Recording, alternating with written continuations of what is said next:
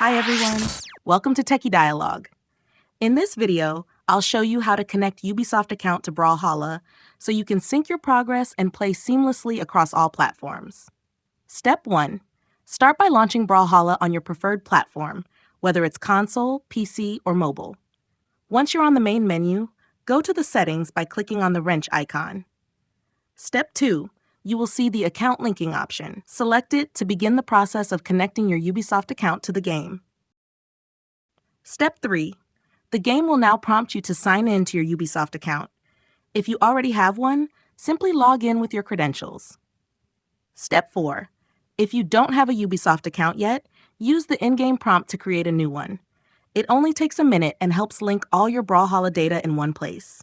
Once you're signed in, Brawlhalla will automatically connect to your Ubisoft account. Repeat the same steps on other platforms you use to ensure your progress, legends, and items stay synced. Thanks for watching, and don't forget to subscribe to Techie Dialogue for more quick and helpful tech guides.